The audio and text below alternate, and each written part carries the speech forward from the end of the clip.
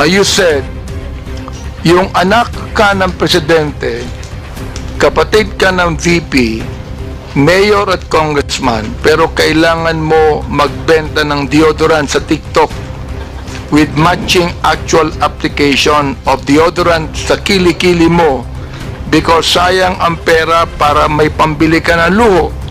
Samantalang ang anak ng mga congressman lang na kung sino-sino nag-aaral abroad sa Europe at Switzerland at walang alam sa buhay, akala hardworking lang ang kanilang mga magulang.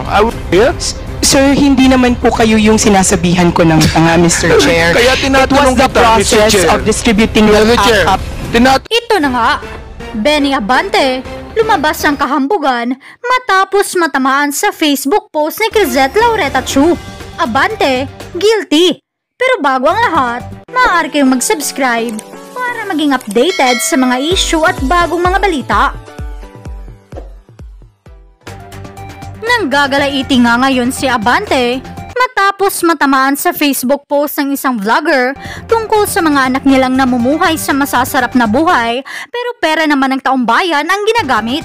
Abante nagalit matapos tawaging tanga. Narito ang buong detalye. Thank you, Mr. Chair. I'd like to follow up the questions of Congressman Isidre to Ms. Crisette Laureta Chu. Ms. Crisette, will you be able to answer my question? Congressman, Mr. Chair, yes, sir. Okay. I don't know if Ms. Crisette actually wrote something about me. No, I don't remember doing that. I don't remember her saying things against me. Have you ever made a statement against me, Ms. Crisette, at one time? I'm not sure, sir, but I'm sure I've been hurt by some of the things that the Quadcom during the time of... Mr. Chair, you have been hurt. Yes, why sir. are you hurt? Because, are you the ones being investigated? Why are you hurt? No, sir, because I'm a supporter, and I just want to be honest, sir. Mr. Chair, what I'm saying is this. You are not being investigated. I'd like to ask a question. Why are you hurt? Sir, Mr. Chair, I will just answer honestly. For example, if you are a supporter of a certain politician, as I'm sure your supporters in your district in Manila know, if somebody you love or support is attacked or investigated, it hurts you. But, sir, I'm just being honest because I don't remember that I said anything about you. I'm just saying that I'm sure that maybe there were... I'm not sure, sir. I'm sorry. I don't think I've said anything bad Mr. about Chair, you. I will not belabor anymore on what she said about me, no? But I just would like to reiterate what Congressman Jude has been saying all along. You said, you're a journalist, right? Yes, sir. Okay, I'm not a journalist. Yes, sir. And you said a while ago that you write what you feel. Am I right? On my Facebook, sir, not on my job. Yeah, you said you write what you feel. Am I right? Yes, sir. Okay. Now, I do not need to be a journalist to write what I feel. Am I right? Yes, sir. All right. So why do you always say you're a journalist? Because they asked me, sir, what I do. You were not asked about being a journalist. You said it, that you are a journalist. Now, Sir, being a journalist, Mr. Chair, binanggit mo yung daw. Is that what you feel? Or are you trying to say now that that is what the masses feel? Mr. Chairman, that's what the impression I got from the social media platforms. The like impression? TikTok. Yes, sir. That you got. We call it social media impression, sir. Well, I'm quite ignorant with the social media impression, Mr. Chair. But what I'm saying is this. You said that you write what you feel. Now, when you said daw, na maraming nag-resign na mga pulis, daw, all right? You were not writing what you feel. You were actually writing what you think the masses feel. Am I right? Sir, in the first part of the sentence, yes, sir. And then the second part of the post where I had my own opinion, it was what I felt, sir. So you believe that what you were writing, what you believe to be what the masses feel. Yes, sir, that's right, sir. All right. So you're not writing what you feel, actually. Yes, sir, as well, sir. Therefore, you were wrong in your first statement. Yes, sir. Okay, sir. Good. Very good. I'm so glad that you admitted that. All right. Now here it's... In light of the new information, sir, in light of the I do press not need release, you sir. to explain. I don't need you to explain, Mr. Chair. Yes, sir, thank you. You admitted you're wrong, and that's it. Yes, sir, thank All you. right? Now, I'd like to ask General Torre here. You answered a moment ago, General Torre, that when you speak of a mass resignation, there's none. There's none. Will you please explain further so that Ms. Crisette Chu will be able to understand that is not what the masses feel? Well, there's really nobody on record who filed their resignation, sir, just because of the Duterte arrest, sir. There's none on record right now, sir.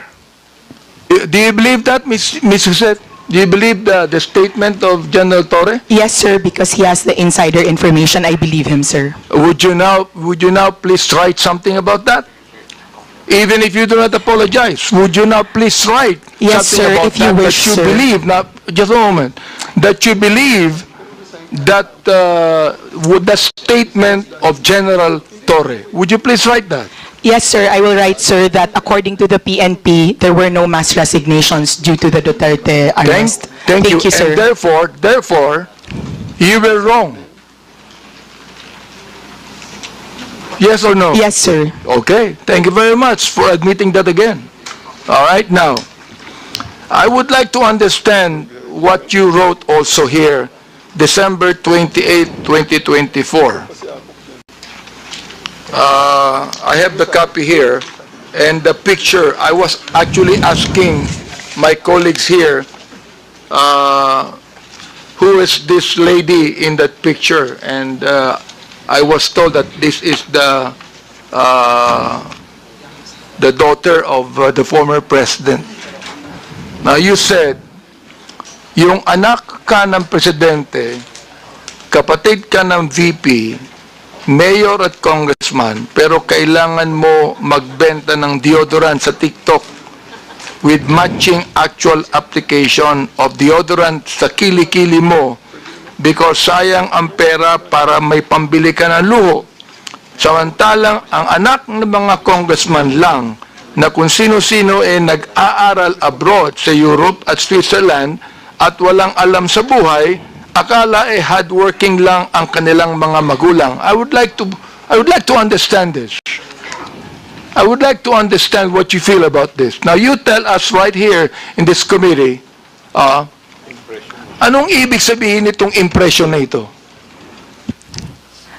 Mr. Chair, respectfully, I would like to say that there are many congressmen whose children live lives that are far beyond what their salin of their parents have. Well, Mr. Chair, to inform Ms. Crisette that I have 3 children, and they never went to Switzerland to study. Yes, sir. Not Okay. you. It's not you, sir. All right, not me. Yes, so sir, not therefore, you. who are you referring to? Sir, I would not... You give us names. Who are you referring to? You made a statement that there are a lot of congressmen. Therefore, you tell us now, who are you referring to? Sir, Mr. Chair, respectfully, my counsel does not want me to no. mention. Your counsel is wrong. You made a statement, samantalang ang anak ng mga congressman. You made that statement, maraming congressman. So I'm asking you right now, sino-sinong congressman yun na may mga anak na nag-aral sa Europe at Switzerland na walang alam sa buhay? Yun ang ibig sabihin nun. Yun ang impression mo, di ba? All right, you tell Mr. us Chair. now, because that is not only an impression, Mr. Chair. Mr. Chair. She is telling us something that she believed to be true. Your Honor, as counsel for resource person Mr. Chair. issue, Does the council have the right to speak in this committee? The council should wait for the chair to recognize you. Representative Bante first. Right, I'd like to find out. Because look, nung sinabi mo, ang mga anak ng congressman lang na kung sino-sino nag-aaral abroad sa Europe at Switzerland at walang alam sa buhay. That is not only writing what you feel. It is writing what you know. That's your conclusion. Therefore, I would like to find out, sino ang tinutukoy mong congressman dito? Ipangalan mo na. Oh, palagay ko walang congressman. Matatakot dito. Meron bang mali, Mr. Chair? Is there anything wrong with any congressman who can afford to let his children study in Europe and Switzerland? Is there anything wrong with that, Mr. Chair? Let me ask you, yes or no, is there anything wrong with that? Ms. Crisette, kindly answer the question. Mr. Chair, Mr. Chair, may I be allowed Would you allow the council? I will allow counsel to speak first after she answers. After she answers. Okay, Your Ms. Crisette, Honor, please answer the question. Your Honor, to facilitate the expectation of the Honorable Congressman, may I be allowed to give 1 minute just to confer with my client, Your Honor? Attorney Bello, tapusin muna natin yung question to Crisette. Pag na answer niya na satisfactorily, then we can proceed with your manifestation. Ms. Crisette, please answer the question. yes, sir. Your Honor, Mr. Chair. my request is Ms. that before- Mr. Chair, Sec. Your Bello, Honor. wait until you are recognized. Crisette Wait. Chu is being recognized as of now. We have rules to follow in this. Ms. Crisette, kindly answer the question. Sir, Your Honor, just reconsideration, Your Honor. My request, Your Honor, is that before my client will answer, may I be allowed 1 minute to confer Mr. with Chair. Your Honor, to Mr. Chair. clarify Hold on. with the Are you permission of the referring to Honorable a Congressman. legal advice? Would you like to confer with your client? Yes, Your Honor. Okay, you Just- confer with your client first. Yes, Your Honor. We have a 1 minute suspension. Thank you, Your Honor. Thank you. Representative Abante, you have the floor. Thank you, Mr. Chair. Again, I'd like to reiterate the question. Your Honor, thank you very much. I just asked Ms. Chu if there's anything wrong with any congressman who can afford to send his children to Europe and Switzerland. Is there anything wrong with that, Mr. Chair? The only answer is yes or no. Yun lang po. Your Honor, may I be allowed to approach the Honorable Congressman after my consultation with my client? Hearing, Yes, hearing suspended. Please approach. Thank you, Your Honor. Chair, I would like to give way to what her attorney said, no? And again, I would like to ask Ms. Chu to respond according to how her attorney advised her.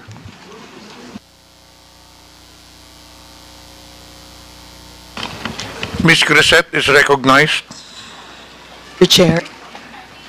Sorry, sir, I did not hear your question. My counsel was speaking with me. Could you kindly... Representative Abante, do you have any question? Yeah, I asked you a question a moment ago, and your lawyer conferred with you. So I agreed with what your lawyer said, and your lawyer said that it's just a matter of oversight, and you're willing to apologize. So please do it now. Yes, sir, my lawyer and I talked, and my case is a matter of oversight. And I apologize, sir. Thank you, Mr. Chair. I'd like to manifest that it's the third time that Ms. Crisette apologized to this committee. Let me continue on. Tito Romy, sinend ko po. On December 28, 2024, Ms. Crisette, Yes, sir. you said, in Tagalog, ang tanga ng gobyernong to, not just as leaders, but as human beings. Is that what you feel? Sir, I apologize. I do not know what happened on December 28 to make me angry. But if I wrote it that time You're apologizing. for not... No, sir, I mean, I do not know what situation on December 28. Let me and what the continue on. context. Let me Yes, sir. continue on. It says, ipapamudmud sa mga naka-braces na nagbabakasyon abroad ang AKAP money tapos utang ng 629 billion. Yung budget ng ayuda this year na pinibigay kung kani-kanino na nag-mall tour pa yung mga tanga na 500 billion uutangin ulit kasi nag-deficit daw. Mr. Chair, Ms. Crisette, ang galing mo naman. Tanga ang gobyerno, ikaw matalino. Ano? Am I right? Tanga ang gobyerno, hindi mo matalino ka.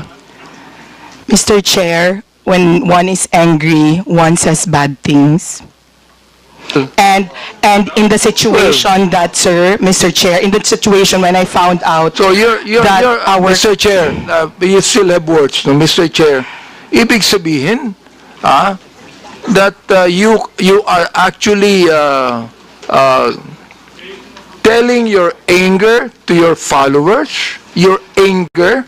Saan mo nakuha yung anger na yan? I mean, do you have the facts? Do you have the information? Do you have the documents? Mr. Chair? Sir, nasa news po na uutang tayo this year and last year. Well- Sir, sir, please, Mr. Chair, kaya ako nagalit kasi may nakita akong nakaakap na naka-brace tapos sir, I am not laying it on the congressman. I am laying it on the person who gave that person 5,000 despite na, sir, kasi taxpayer kami. Masakit, Bakit, sir, Mr. na Chair, makikita dali namin lang. na... Ms. Crisette, may I ask you the question, how much taxes did you pay? And I will tell you how much tax I paid. Sir, Ang katwiran mo, you're a taxpayer. Bakit? Anong palagay mo sa akin, di taxpayer? Sir, hindi naman po kayo yung sinasabihan ko ng tanga, Mr. Chair. Kaya tinatanong It was the kita, Mr. process Chair. of distributing Mr. the Chair, up. tinatanong kita kung saan mo kinuha ito. Sa news mo lang pala kinuha eh. Wala kang documents. You cannot even tell me if you're telling facts or truth. Sir, nasa news po kasi sasabihin na mo, tanga ang mag-uutang tayo. gobyerno. My goodness, ibig mo sabihin, you're going to base your statement, tanga ang gobyerno, sa news na nabasa mo, Mr. Chair, and then you're telling me you're a journalist, and you're telling me that you're speaking the truth? Mr. Chair, respectfully po, those are my feelings. Kasi, binamigay natin yung pera sa Therefore, AKAP. if that's your feeling, Mr. Chair, I demand that you apologize to this committee. I will apologize, Mr. Chair, for my bad words or for... I apologize for my bad words, sir. I Mr. apologize for saying the word tanga in my post. Maraming salamat, Mr. Chair, for admitting that, no? Siguro naman, makikita mo naman ang gobyerno, sasabihin mo mga tanga kami, siguro, pinapalagay mo, alam mo sa akin, Mr. Chair, ang pinapalagay ni Ms. Crisette, yung audience niya, mga tanga eh. Yun ang pinapalagay mo. Hindi ang gobyerno. Yung audience mo, mga tanga, kaya papaniwalaan nila ang sinasabi mo sapagkat yung audience mo mismo ang hindi nakakaintindi. That is fake news, Mr. Chair, and that is what we're investigating right now. You see? I hope that you understand that, Mr. Chair. Ms. Crisette, do you understand what I'm trying to say? Ikaw, nandito sa akin yung mga sinabi mo tungkol sa amin, ha? Hindi ako sumagot dyan eh. Hindi ko na kinakailangan pang i-belabor yan. So, anyway, Mr. Chair, anyway, nakita ko naman na Ms. Crisette is now apologetic to what she said. I'd like to continue on, and I would like to ask TikTok here. Ms. Peachy, I can see that you are a very good English speaker. Hello, good afternoon, Mr. Chair. Yes, you are a very good English speaker. Are you an American or a Filipino? Bisaya ko, sir. Yun. Bisaya pala. Bisaya pala. Oh, okay. Eh, kanina English ka na English, nakala ko, Amerikano ka eh. Mr. Diba? Chair, wa may makasabot og Bisaya diri. Gamay ra. Oh, Bisaya. makasabot si Chairman Bisaya. Makasabot Yes, sir. si Bisaya. May hapon, sir. Oh, May hapon kita mo. May hapon. Okay, Representative Ito, Abante. Mr. Chair, I'd like to ask you a question. Who owns TikTok? Mr. Chair, ByteDance is the parent company of TikTok. Who? ByteDance. ByteDance. Yes, Mr. Chair. Where is that located? What's the ByteDance. headquarters of ByteDance? I believe, Mr. Chair, the headquarters of ByteDance is in China. In China. Yes, Mr. Alright, Chair. ByteDance in China. I heard that ByteDance has connection with the Communist Party of China.